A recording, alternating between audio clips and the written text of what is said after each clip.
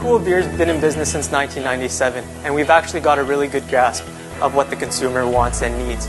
Cool Beer Brewing Company actually delivers award-winning, all-natural, and affordable drinking beer for the everyday drinker. Now, what makes us different from the rest? We make award-winning beer for the everyday beer drinker in unique packaging.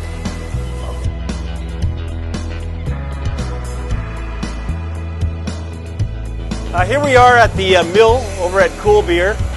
The reason that we use a mill on the grain, the barley, is that by crushing it and then adding the water, we expose the whole kernel to water, which then allows us to extract the sugars from the grain, which then the yeast can use to ferment and make alcohol and all the other good flavors that come out of it. An auger brings in the crushed grain from the mill into what's called the mash tun. Here it is hydrated and heated to between 60 and 70 degrees Celsius. This is the optimal temperature for conversion of the starches into sugars. After the conversion of starches to sugars is complete in the mash tun, we're going to transfer it over to our lauter tun. Now the lauter tun works almost like a big coffee filter. The grain is going to sit on top of this, what's called a false bottom. It's this floor here with tons of little slots in it. The grain will sit on top of that. The liquid will run through the grain, out the bottom of these slots, and over into our kettle.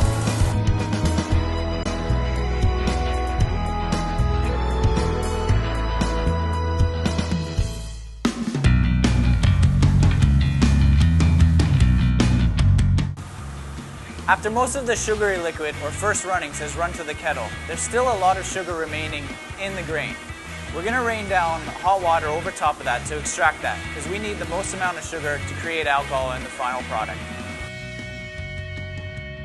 Right, so Vince is just finishing up the brew, the boil is done, he's sending the wort through the heat exchanger. From the heat exchanger we go to these large tanks, which we call fermenters. We make two styles of beer, as we were talking about earlier. There's ales and lagers. Ales ferment at a higher temperature, lagers ferment at a colder temperature. Because it's a colder temperature, they actually take more time to ferment. So lagers take anywhere between a week to 2 weeks, where ales can be done in about 5 days almost. So this is our DE filter, and the way it works is it uses DE, which is diatomaceous earth.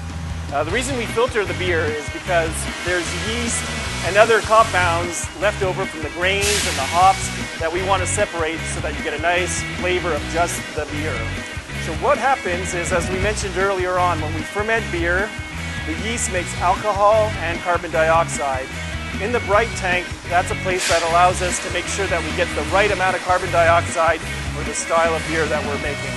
From there, we can then send the beer either to our keg line, our bottling line, or our canning line in the best possible shape.